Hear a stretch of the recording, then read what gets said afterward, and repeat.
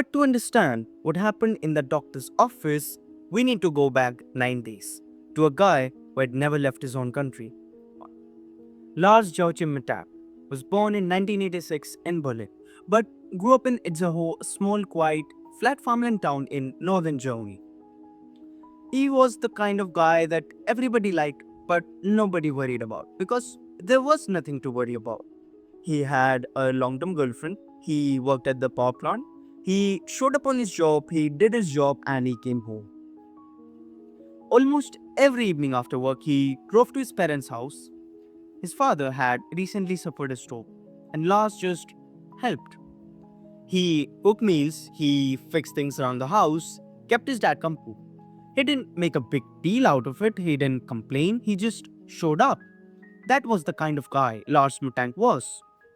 He was 28 years old and had never once left Germany. So when five of his closest friends planned a week-long trip to Golden Sands, beach resort in Bulgaria's Black Sea coast, Lars was all in. Golden Sands was known as the Abyss of the Black Sea. Cheap drinks, packed beaches, and clubs open until dawn. For a group of guys in their late 20s, well, it was paradise. But for Lars, it was a trip of a lifetime. His first stamp in a passport. This is beyond the case. And once you hear the full story, you'll never see it the same way again. Before we continue, subscribe.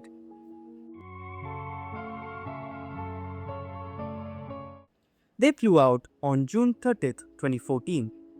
A group of guys with nothing to do but to swim and to sunbath and to play football on the beaches and to go out every night. Lars' friend Po would later say the week flew by. They swam in the pool, lapsed on the beach, and went clubbing. Lars was happy, relaxed. He was in a good mood the whole time. A friend would later mention something small. Lars wasn't eating much. A soup here, a salad there. Not a lot of food for a guy on a week-long holiday. At the time, nobody thought anything of it. 5 days of sun, old beers, and nothing to worry about. If the trip had ended right there, Lars Mittank would have flown home with a tan and a camera roll full of memories. But the trip had one more night. July 6th. The night before the guys were supposed to fly home, they went out to a bar.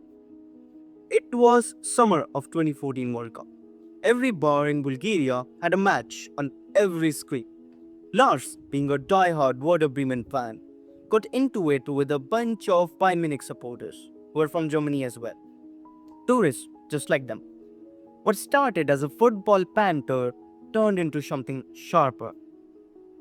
At some point after leaving the bar, Lars split off from his friends outside a restaurant.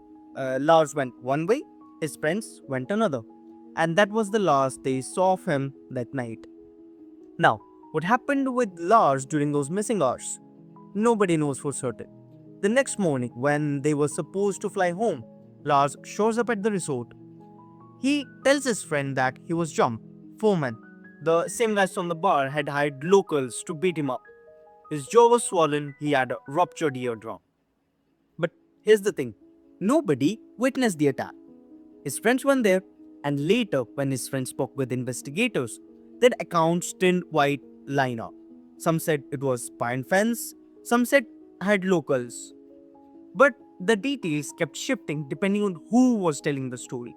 Now, some of his friends later admitted that Lars telling the story felt somehow off. Not dishonest exactly, but not the full picture either. A local doctor examined him, prescribed an antibiotic named Ceftriaxone. Now, he also told him that he couldn't fly. The pressure changes in the cabin would make his eardrum even worse. His five friends offered to stay. All of them. Now, they were supposed to fly out, but they said they'd push their flights, wait out until Lars could travel and fly home together. Lars said no. Go home, I'll catch a flight tomorrow, I'll be fine. And so they left. His friends boarded a plane back to Germany. Lars waved them off. He got back to the resort, checked out, and checked in to a budget hotel near the airport called Hotel Color. He was alone in a foreign country for the first time in his life, And that's why things took a dark turn. Hotel color was nothing like golden sands. It was cheap, run down, well away from the tourist trap. It was in a part of Varna Lars didn't know. Well, it was peak season and he couldn't find a room anywhere else. That evening, Lars called his mother, Sandra. He was whispering. He told her that four men were following him, that they were trying to rob him or kill him. He said that the hotel had copied his credit card and wanted her to cancel it immediately. Sandra would later appear on German television and describe that phone call. His heart was pounding very fast, she said. He said men were following him who wanted to kill him or rob him. During another call that night, he asked Sandra to look up a specific ingredient in the antibiotics he'd been prescribed. There was something in the medication that was bothering him. He wanted to know what was that. Now, the hotel color had security cameras, and what they recorded that night is genuinely difficult to watch. Lars is pacing up and down the corridors, looking over his shoulder. He's checking out the windows into the dark. He's moving like a man in the hotel, like someone is right behind him. But the hallway was completely empty. At one point, he steps into the elevator and he just stays there, pressed against the wall, tucked into a corner, like a man who is trying to make himself invisible. At 1 in the morning, Lars steps out of the hotel into the dark street of a foreign city he didn't know, and he disappeared. About an hour later, he comes back. And to this day, nobody knows where he went or what did he do in that 1 hour. By early morning, he called Sandra again. The men were closer, he said. But then a text. He was at the airport and he was going to fly home. Sandra breathed. She bought him a bus ticket in backup if the flight didn't work out. She wired him 500 euros through Western Union. But he never withdrew the money. Now, here's the detail that would become critical later on. The doctor who examined Lars the next morning at the airport said something that undercuts the most popular theory about this case. He said that Lars never filled his prescription. He never even picked up his antibiotics from the pharmacy. So, whatever was happening to Lars, whatever was causing him to pace up those corridors, look out the window, whisper to his mother about the men who were trying to kill him, the medication wasn't causing it. So, what was? July 8, 2040, early morning, Varna Airport. Lars arrives by taxi, carrying a travel bag and a backpack. He texts his mother, I'm here. He walks into the terminal. He looks like any other traveler. A little tired, maybe a little stiff, but nothing that will make you look twice. He finds the airport medical office and sits directly across from Dr. Cousteau. Dr. Cousteau examines his ear. It's healing, there is no issue. He tells Lars that he's clear to fly. He can just board the plane, fly to Germany, and be home by the afternoon. Lars doesn't move. He starts asking about his medication again. What's in it? What does it do? Whether it's safe. Dr. Cousteau tells him clearly that there is no issue with the medication. Lars still doesn't move. The door opens. A construction worker steps into the room. The airport is being renovated, and the construction crew has been in and out of every room for weeks. It's just a guy in work clothes. He probably doesn't even look at Lars. Lars starts to shake, whispers on his breath, and then he's on his feet. His eyes are wide, and he just screams, I don't want to die here. I have to get out of here.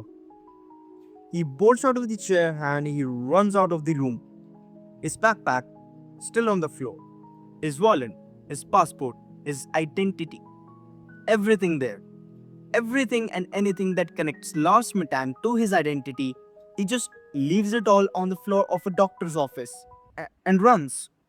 The security cameras track him through the terminal. He's not quite sprinting. It's a fast, panicked jog. It's like someone who's trying to keep it all together but is ultimately failing. He pushes through the exit doors in the bright July morning. He crosses the parking lot. He reaches a chain link fence. He climbs it and he drops down on the other side.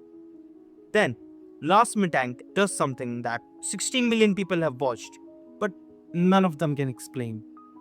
He runs away from the airport, away from his life, away from everything. He runs towards a dark tree line a few hundred meters away. The camera holds on to him as he gets smaller and smaller against the open field. And then he's gone. Dr. Cousteau was the last known person who has spoken to Lars Mittank. Years later, when he was asked to describe what happened in that room, he said 6 words. I'm still confused. I can't explain. Sandra Mittank reported her son missing. Then she flew to Bulgaria. Search teams went into the forest and fields surrounding the airport. Dogs, helicopters, volunteers combing through the sunflower fields and underbrush. Still, they found nothing. Not a trace, not a footprint, not a single scrap of clothing. Nothing that could tell that Lars Mittank had ever set foot beyond that fence. Sandra said it plainly. It's like the earth swallowed him up. She also hired a private investigator named Andreas Kotek. He searched every hospital in Varna. He reviewed witness statements. He followed every single lead in Bulgaria. Nothing came out of it. German police got involved. The BKA, Germany's Federal Criminal Police Office, coordinated with the Bulgarian authorities. The search spanned 2 countries. Still nothing. And so the theories began. The first theory, which Lars' own mother believed, was the antibiotics. The antibiotic cefprozil comes from a class of drugs known as cephalosporins, which in rare cases has been documented to cause psychotic behaviors, paranoia, hallucination, detachment from reality. It fits the case almost perfectly. The whispering phone calls, hiding in the elevators, escalating terror from invisible threats. But Dr. Cousteau knocked this theory down hard. Lars never filled his prescription. He never went to the pharmacy to pick up his medication. Dr. Cousteau said he didn't take those antibiotics, so his behavior couldn't have been a result of that. Now, the second theory, the head injury, a blow to the jaw, a ruptured eardrum. Now, some of the medical experts and investigators believe that in the fight, whatever actually happened that night may have caused a concussion that triggered a slow building psychotic episode, which erupted once he was alone, isolated, away from his friends, from anyone to anchor in. Lars had no history of mental illness. His mother was adamant about that. But that doesn't mean something wasn't already there, dormant, waiting for a right combination of trauma and isolation to set it off. The third theory is darker. Maybe Lars was right. Maybe someone was really following him. Bulgaria has well documented issues with organized crimes. Golden Sands isn't immune to it. Maybe the fight at the bar wasn't just about football. During the missing hours, when Lars left the restaurant and shows up beaten the next day, maybe during those hours, what happened with him was worse than he told his friends. And maybe when a construction worker in heavy boots walks into the doctor's office, Lars saw a face or a build that matched the description of the man he'd been running from 2 days. There is no evidence to prove this, but there's no evidence to rule it out either. And then there were sightings. In December 2016, a man was found wandering barefoot on a highway in Brazil. He had no identification, no memory of who he was. Photos spread online, and people were convinced. The height, the build, everything matched. Sandra allowed herself to hope. It wasn't Lars.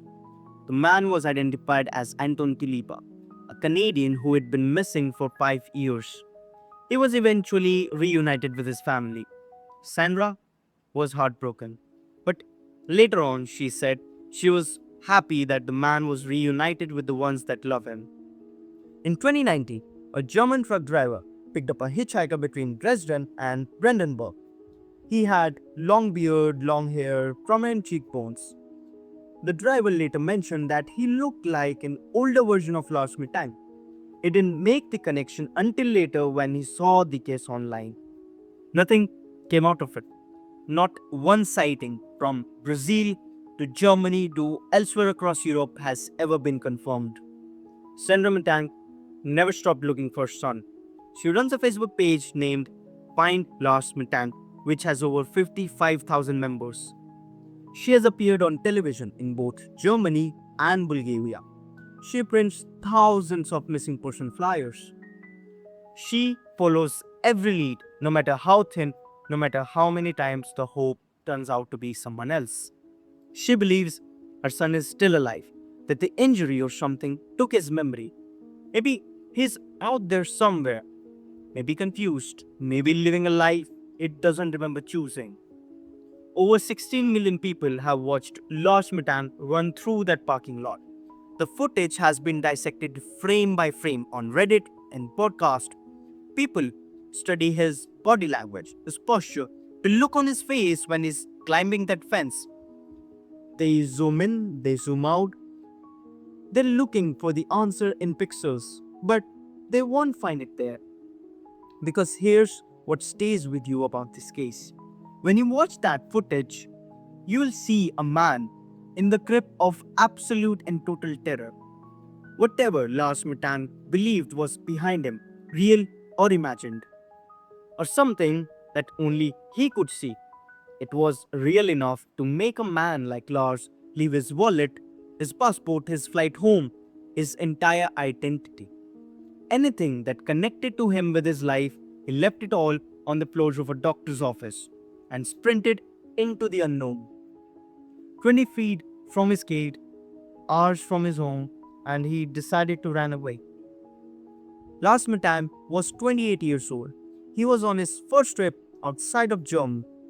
He helped his dad after his work. He was supposed to fly home on a Tuesday afternoon in July, and to this day, no one knows where he went after the cameras lost him. If you think stories like this deserves to be told honestly and carefully, consider subscribing to Beyond the Case. It helps us keep these forgotten cases alive. Now, if you're somewhere unfamiliar and something doesn't feel right, and everyone around you says that you're imagining things, just remember, nobody could tell Lars Mittank what was real either.